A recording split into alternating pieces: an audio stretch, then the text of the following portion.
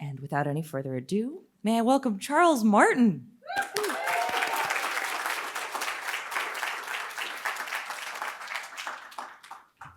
Thank you very much.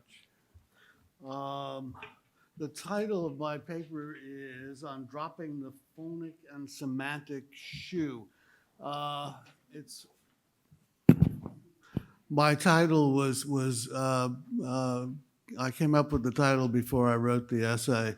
I'm going to be talking about rhyme, and I hope that this will be helpful or useful to people who are not poets, who might think rhyme is just a thing that poets do. But rhyme raises issues of repetition, predictability, expectation and release, all of those issues common to other kinds of creative writing. So, and if not, there are at least 3 or 4 interesting poems that we're going to share during the hour, and that hopefully will be worth it. One of the curious features of the English language is that a younger poet is always older than a young poet. When I began visiting the Sewanee Writers Conference, I was a younger poet. And one of the recurrent pleasures of my situation was the chance to work with older poets who had inspired me years before, when I had actually been a young poet, by giving me the sense that the kind of poetry I hoped to write, a poetry of traditional measures expressing modern experience, was still possible. One of these older poets was Anthony Hecht, whose second book, The Hard Hours, I had read and read again until it was virtually falling apart by the time I had the opportunity to co-teach a workshop with him here at Sewanee. We were both in the habit of bringing in copies of poems by poets outside the workshop to illustrate issues of craft that had surfaced in class discussions. During our last workshop session, neither of us had had time to read or talk about the poems we had brought in, and as we were walking back to Rebel's Rest, I asked him about his. It was a poem from After Experience, the second book by his friend W.D. Snodgrass. I was familiar with that book and asked Tony what point he had wanted to make with the poem. He said he wanted to talk about Snodgrass's rhyming, how it was never boring or predictable. Quote, "He rhymes across the parts of speech all the time," Tony said, "and often rhymes monosyllabic words with polysyllables," unquote. Although my own poetry was mostly metrical and a good deal of it employed rhyme, I have to admit that up until that moment, it had not occurred to me that free will was connected in any way with my use of rhyme. To think that I could actually go tearing across the fenced-in lots of grammar, boldly coupling nouns to verbs, verbs to adverbs, and binding monosyllabic orts to their multi-jointed siblings. To paraphrase Marianne Moore, my own position on such matters might have been something like, ecstasy affords the occasion, expediency determines the rhyme. You may imagine that as soon as I could decently excuse myself, I went back to my room and dug into my most recent product of my years as a younger poet to see whether my rhyming was up to snuff or not. What I learned was that at least some aspects of craft come to us without our being consciously aware of them, perhaps through the process of imitation. That seems likely to me, and in my case, the process was most likely initiated by reading poets like Snodgrass and Hecht. The poem that Tony brought in was Snodgrass's The Lovers Go Fly a Kite. It's the first poem in your handouts. I'll read it now. What's up today with our lovers? Only bright tatters, a kite that plunges and bobs where it hovers at no improbable height. It's shuddery like a hooked fish or a stallion. They reel in string and sprint, compassing their wish to keep in touch with the thing. They tear up their shirts for a tail in hopes that it might steady it down, wobbling, frail, they think it might now be ready and balance their hawk aloft. Poor moths of twigs and tissue that would spill if one chill wind coughed, dive down to tear or to kiss you, yet still tug the line they keep, like some exquisite stingray hauled from a poisonous deep to explore the bright coasts of day. Or say it's their weather ear keeping the heart's patrol of a treacherous, washed-out year, searching for one sprig of olive. What air they breathe is wrung with 20 subtleties, sharp bones of failure hung in all the parkway trees. It's enough to make you laugh in these uncommitted regions on an invisible staff to run up an allegiance. Over the years, I have thought about this poem and about Tony's comments on it. You will note, I'm sure, that he was accurate in his description of Snodgrass's rhyming. The Lovers Go Fly a Kite contain 8 stanzas of 4 lines each with 16 pairs of rhymes. 8 of these pairs, half of them, rhyme across the parts of speech. There are also 2 rhymes as well with monosyllabic words and polysyllables. I didn't ask Tony at the time why he thought this was important, but I think that it had to do with the predictability of metrical composition. If you start off with the first 2 lines of any Shakespearean sonnet, shall I compare thee to a summer's day, thou art more lovely and more temperate, you can predict that the 3rd line will be written in iambic pentameter, and so it is. Rough winds do shake the darling buds of May. Given those 3 lines, you will now be able to predict that the 4th line will also be written in iambic pentameter and will rhyme with the 2nd, just as the 1st rhymes with the 3rd, and summer's lease hath all too short a date, and so on. You may even be able to predict some of the content of the poem. Even if you do this with a form less predictable than a sonnet, a song by John Donne, say, you'll still find a good deal of predictability built into the form itself. This is usually not true of free verse. If, for instance, you give your students the 1st, 3rd, 5th, and 7th lines of that well-known poem by William Carlos Williams beginning, so much depends, a red wheel glazed with rain beside the white, and ask them to provide the even lines of this 8-line poem, you will get, if they aren't familiar with it already, some responses that you will not have been able to anticipate. Free verse is just inherently less predictable in its form than metrical verse. I don't see predictability as a vice or unpredictability as a virtue, but our times and culture are more tolerant of unpredictability in the arts than of predictability. Other times, other customs.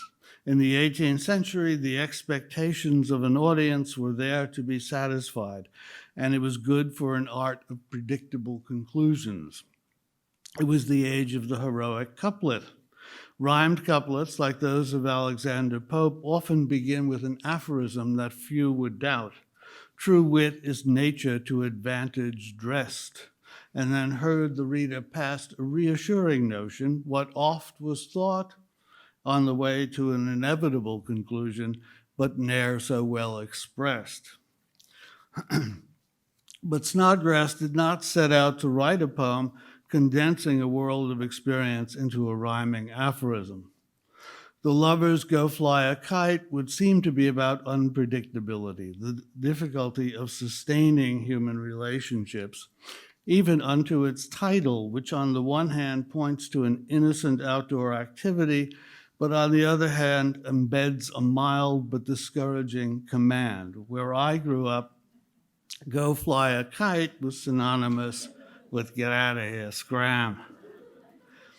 The unpredictability of the poem is to be found both in the emotional world of the lovers, expressed in a question, what's up with our lovers, as well as in the world indifferent to their passions, where there are only, quote, only bright tatters, a kite that plunges and bobs. If one is writing such an unsettled poem in rhyme, then it would be logical to assume that the rhyme scheme would somehow express this unsettlement. I think it's accurate to say that Snodgrass's poem does exactly that. Considered by themselves, the rhymes of that first stanza seem to have been chosen to avoid the first thought, best thought syndrome. Lovers and hovers cuts across grammatical categories from noun to verb. Kite and height are both nouns, but an interesting pattern emerges with these four words. Lovers and kites are both physical entities. Hovers and heights are words whose precise meanings can only be revealed by some kind of qualifications. The rhymes are also, we may feel, predictive. We sense that the poem is going to enact the interrelationship of these four words. We might expect that in the second stanza, Snodgrass will continue the pattern of falling rhymes, lovers and hovers, an unaccented last syllable like lovers or hovers is a falling rhyme, mixed in with exact rhymes, kite and height. That would be predictable. But the rhyming words of the second stanzas are all monosyllabic, which breaks the pattern proposed in the first stanza. He does, however, extend the pattern of rhyming across boundaries between abstractions and physical things. Like lovers and kites, fish and string are physical. Like hovers and heights, wish and thing are more abstract, need qualities to make them more specific. In the third stanza, he brings back the pattern of falling rhyme, exact rhyme, but reverses it so that the falling rhymes are in the second and fourth lines of the stanza as they are in the fourth stanza. They think it might now be ready and balance their hawk aloft, poor moth of twigs and tissue that would spill if one chill wind coughed, dive down to tear or kiss you. Someone said that if Snodgrass had not already gotten the Pulitzer Prize for his first book, Heart's Needle, he should have gotten it for rhyming tissue and kiss you. I concur. The rhyming words are stunningly unpredictable by themselves, but in context, the description seems nothing other than accurate. Subsequent stanzas continued the pattern of rhyming across our ideas about experience. The exquisite stingray meets those nebulous, bright coasts of day, whatever they are. The 20 subtleties, whatever they are, meets the wrecked kites vividly described as sharp bones of failure hung in all the parkway trees, which leads us to a conclusion that is no conclusion, an exclamation of wonderment about a situation that remains fluid if not perilous, one where we can only admire the courage of the lovers in their persistence. It's enough to make you laugh in these uncommitted regions on an invisible staff to run up an allegiance. That uncommitted regions rhymes with allegiance seems utterly improbable. We realize that the rhymes themselves are demonstrating just how difficult it is to sustain either a kite or a relationship. Snodgrass shows that it is possible to have a metrical composition with a regular rhyme scheme like A-B, where the only predictable element would be that A-B part. Everything else is up for grabs. There are other ways of using rhyme in an unpredictable fashion, as Elizabeth Bishop demonstrates in her Song for the Rainy Season.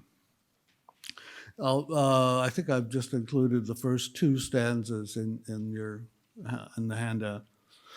Hidden, oh hidden in the high fog, the house we live in, beneath the magnetic rock, rainbow ridden, where blood black bromelias, lichens, owls, and the lint of the waterfalls cling, familiar, unbidden.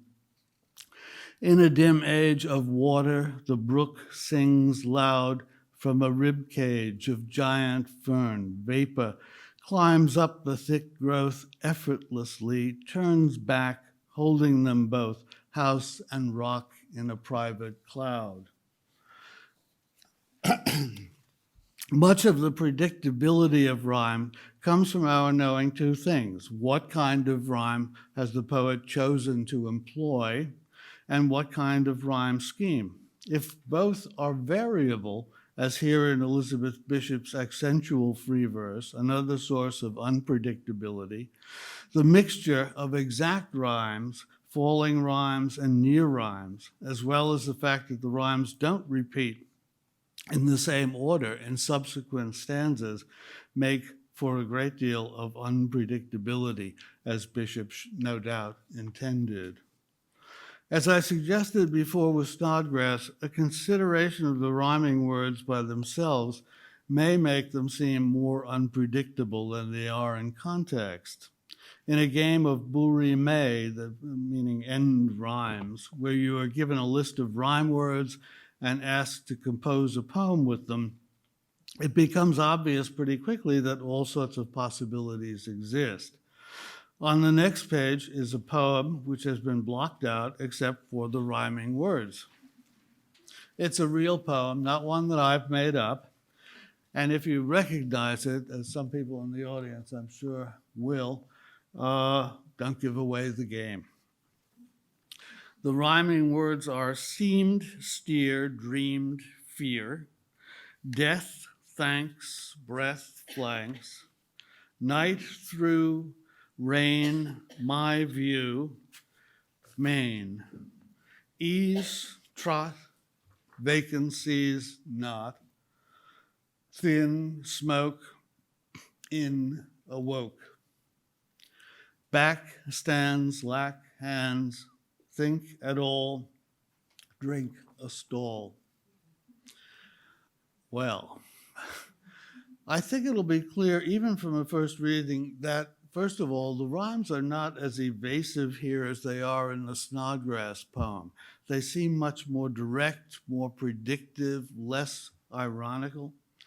If we take, for instance, the rhymes of the first stanza, seemed, steer, dream, and dreamed and fear. If we assume that steer is most likely a verb, the two rhyming pairs of that stanza establish a world of seeming and dreaming, and perhaps suggest that the fear comes from the dreamer's inability to control the illusory nature of his or her situation. In the second stanza, death, thanks, breath, flanks, we would note that no one gets 5 extra points for rhyming death and breath. That is the kind of predictable rhyme that workshops are meant to eradicate. But their presence here suggests a necessity, since thanks and flanks are so much less literal, much less predictable, and seem to open up some kind of interesting possibilities of meaning. In the third stanza, night through, rain, my view, main, the combination of night through and my view gives us both a nocturnal scene and an observer. By the addition of rain and main, flanks becomes a horse and the speaker a rider. Ease, not, vacancies, trot. In this stanza, ease and vacancies are the only unequal rhymes so far, a monosyllable and polysyllables. Trot and not pair an action with an abstraction. The action of the poem seems to be slowing down or thinning out. When we come to thin smoke, in, awoke, we have both a setting and an action. The rhyming words of the last 2 lines reveal more than those of the first 2. The poem has been a dream that comes to an end with the speaker awakening. We may feel obscurely cheated by this ending, and once again, the inner workshop leader may rise up to object that this is perfectly fine for stories told around the campfire, but maybe not in a workshop situation. Given the long-term persistence of the dream vision, it might be worth suspending judgment on this issue for a while. There are still 2 more stanzas to go, and their rhymes seem less forthcoming than the earlier ones. Back stands lack hands, and think at all drink a stall. These may well be tracking the development of the poem. I think we might assume that they do, although we would have to sort of take that one on faith in the absence of corroboration. To varying degrees, end rhymes in a poem have a kind of predictive function. They are, in some sense, what the poem is about. But poets use all sorts of other phonic echoes, to use Alfred Korn's very useful term. Rhymes that are not quite rhymes, whose function may be very different from those of end rhymes. Just to refresh our palette at this point, the next page lists some of the common kinds of rhymes. There's exact rhyme, like rhyme and time, falling rhyme, like rhyming and climbing, identical rhyme or repetition, rhyme and rhyme, consonantal rhyme, rhyme and rome, vowel rhyme and tight, alliteration, rhyme and race, elided, rhyme and timing, light, rhyme, rhyming and sing, near, rhyme and mire. You may know these by different names, but it doesn't matter. On the next page is the second stage of our blacked out poem, in which I have brought to the surface all of the words in each stanza that are not end rhymes, but rhyme anyway. So you get a little more of the poem in the second stage. Horse beneath me seemed to know course to steer. Through horror, snow, I dreamed, so no fear. Nor chilled death by winds white, thanks, breath, mist, sweat, flanks. Seemed night through, within hand, no rain. Nothing in my view, main. Ease, trot, vacant through vacancies, on into what not. Weave, storm thin, threading cedar smoke, ice blind pain of an inn, shim I awoke. How now back stands lack hands, think at all, drink a stall. Our title apparently doesn't rhyme with anything, so it remains crossed out. You will have noticed that there's a very unequal distribution of interior rhymes. The last 2 stanzas have almost none, while the first stanza is rich with phonic echoes. In addition to the 4 end rhymes of seemed, steer, dreamed, and fear, we have 3 exact rhymes, horse, course, no, snow, so, and no, to and through, 1 near rhyme, through and snow, a vowel rhyme, beneath and me, and an elided rhyme, horse and horror. The second stanza is also rich in interior rhymes, chilled, wind, mist, as well as sweat, death, breath for vowel rhymes, wind and white for alliteration. That effect continues, though a little bit diminished, in the next stanza, and very much diminished in the stanza after that, with ease, trot, through vacancies, on into what not.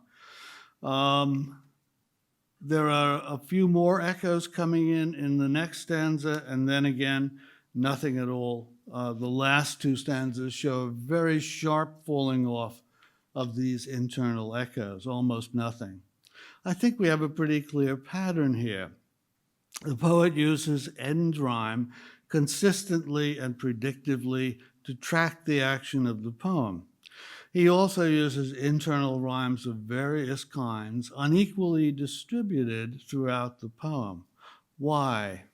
Well, it might be a good time to proceed to the poem's last stage, in which is revealed the ride as Richard Wilbur wrote it. Did you guess by now? Surely a lot of people did. The horse beneath me seemed to know what course to steer. Through the horror of snow I dreamed, and so I had no fear. Nor was I chilled to death by the wind's white shudders, thanks to the veils of his patient breath and the mist of sweat from his flanks. It seemed that all night through, within my hand, no rain and nothing in my view but the pillar of his mane, I rode with magic ease at a quick, unstumbling trot through shattering vacancies on into what was not, till the weave of the storm grew thin with the threading of cedar smoke, and the ice-blind pane of an inn shimmered, and I awoke. How shall I now get back to the inn-yard where he stands, burdened with every lack, and waken the stable hands to give him, before I think that there was no horse at all, some hay, some water to drink, a blanket, and a stall? Wilbur uses the interior pattern of the phonic echoes to create his dream vision, what he calls the weave of the storm. And that, I think, is why the echoes are most thickly woven through the earlier stanzas of the poem. In contrast to Snodgrass' use of rhyme, Wilbur means us to be lulled by the sounds, drawn into a sympathetic, almost hypnagogic state. Once the writer realizes his situation, the storm is no longer quite real to him, and the phonic echoes begin to thin out, and the diction becomes more abstract as a rational explanation comes into view.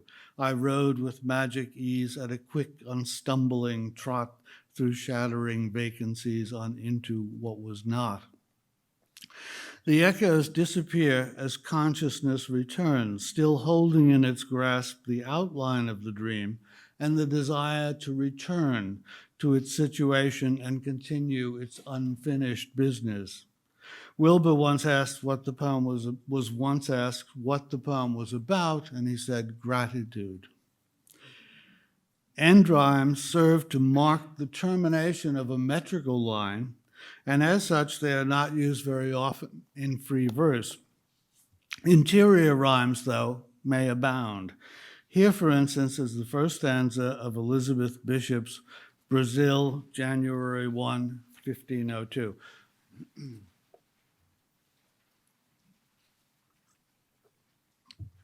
I've given you the whole poem there, but I'm just going to talk about the first stanza. January's nature greets our eyes exactly as she must have greeted theirs. Every square inch filling in with foliage, big leaves, little leaves, and giant leaves, blue, green, and olive, with occasional lighter veins and edges, or a satin underleaf turned over.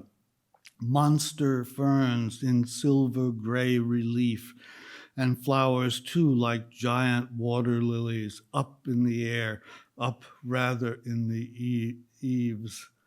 Purple, yellow, two yellows, pink, rust red and greenish white, solid but airy, fresh as if just finished and taken off the frame. Let me just go through that again and point out the links, which are unbelievable here.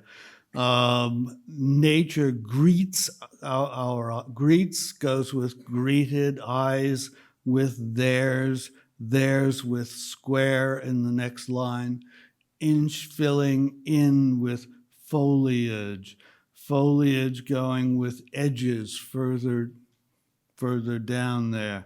Big leaves, little leaves, giant leaves, repetition there. Blue, blue, green, green, a vowel rhyme with leaves, and olive rhyming sort of with leaves.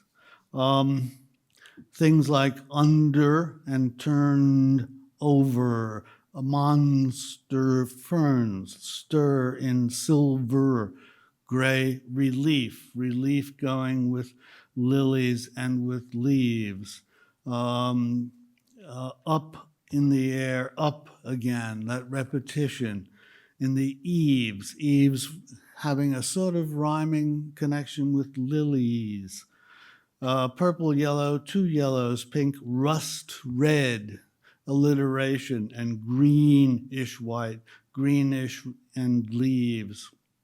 Solid but airy, taking us all the way back to January's.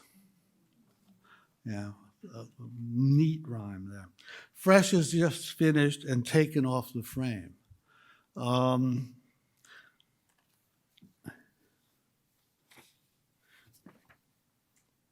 It is an uncontrollable profusion of phonic echoes that create the tapestried landscape that she is describing. The process does conclude with solid but airy, which rhymes with the initial Januaries, and then the tapestry is taken off the frame. Just as the weave of the storm in the ride is created by the internal rhyming of the poem, so the tapestried landscape of Bishop's poem is woven by phonic echoes that deliver us into a kind of hypnagogic state. Later on, maybe you'll want to read the rest of the poem, and there's a kind of, I think, a gradual diminishment of the phonic echoes as she gets down to the end there. The first stanza is the most intensely patterned stanza of the poem. Finally, since we are considering predictability and unpredictability in poems, here is one whose rhyme scheme, for at least its first half, is unpredictable. It's a late poem of James Merrill's called Pearl, and that's the last handout sheet. Well, I admit, a small boy's eyes grew rounder and lips moister to find it invisibly chained at home in the hollow of his mother's throat, the real deep-water thing. Far from the mind at 6 to plumb X-ray wise those glimmering lamp-lit asymmetries to self-immolating might or angry grain of sand not yet proverbial. Yet his would be the hand mottled with survival, she having slipped how, when, past reach, that one day grasped it. Sign of what but wisdom's trophy? Time to mediate, skin upon skin, so cunningly they accrete the input. For its early mote of grit, reborn as orient moon to gloat in verdict over the shucked, outsmarted meat. One layer, so to speak, of calcium carbonate that formed in me is the last shot. I took the seminar I teach and lost to a revival of Sacha Guitry's classic Pearl de la Couronne. The hero has tracked down his prize. He's holding forth that summer night at the ship's rail, all suavity and wit, gems swaying like a pendulum from his to soft, bubble-blurred harp string arpeggios, regaining depths, man the camera, follow, where an unconscious world, my yawning oyster, shuts on it. If you've not seen Perle de la Couronne, it's on YouTube, and Merrill is absolutely accurate about the last scene where the hero has finally collected the last of, I think it's 7 pearls that he's trying to find the provenance of 3, and he holds it up and looks, and it goes off into the water at the edge of the off the boat's rail into the water. The cameras follow it down, and a giant oyster closes on it. The rhyme scheme is derived from a figure called chiasmus, Chiasmus, an ancient kind of plot represented by ABC, CBA. Chiasmus was very much employed when poems were written on papyrus scrolls. When you could unroll imagine reading a large paper towel, and if you had a poem at the far end, the left end, and another one at the right end that went together, you could sort of put them together to compare them. If you had 2 that were closer in, you could put them together to compare them. You can see how this would become less useful when poems were put into books. There was no way you could twist the book into to reveal the shape of chiasmus. So chiasmus gradually seems to have disappeared. It went out of favor sometime in the 3rd or 4th century of our era, when papyrus rolls were replaced by the codex, the predecessor of the book. So chiasmus was just no longer useful. It disappeared, and it was sort of forgotten, but not entirely. Some poets, even modern poets, have used chiasmus. In the author's prologue that Dylan Thomas wrote for his collected poems, he arranged 102 brief lines so that they rhymed chiasmically. That is to say, the first with the last, the second with the next to last, all the way down to the middle. The poem begins, "That day winding down now, at God-speeded summer's end in the torrent salmon sun." And it ends with, "My ark sings in the sun as God-speeded summer's end, and the flood flowers now." Thomas was said to be greatly disappointed that nobody noticed what he had done. But of course, how could they? His rhyme scheme was spread out over several pages and is neither audible nor visible. I think Merrill's rhyme scheme in Pearl is much more successful simply because it's shorter, and you can see, and reading the poem over, you can hear what he has done. Because it fits onto a single page, we can take in its chiasmic structure.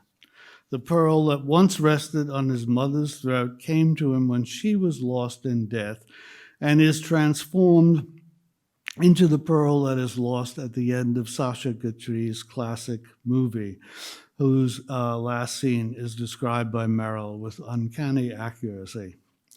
The chiasmic rhyme scheme also allows us to imagine the pearl built up layer by layer out of the central piece of grit, that necessary irritant. Mere virtuosity? I don't think that virtuosity is ever really mere. Anthony Hecht saw in W.D. Snodgrass's rhyming a virtuosity that was put to a serious artistic purpose, a purpose that Merrill demonstrates also, as do Wilbur and Bishop. Rhyme can do many things in a poem. It can help us affirm a judgment or keep us from making one. It can sharpen our reflexes or lull us into a trance. While it does those things, it is showing us how the words we use may sing in their chains like the sea.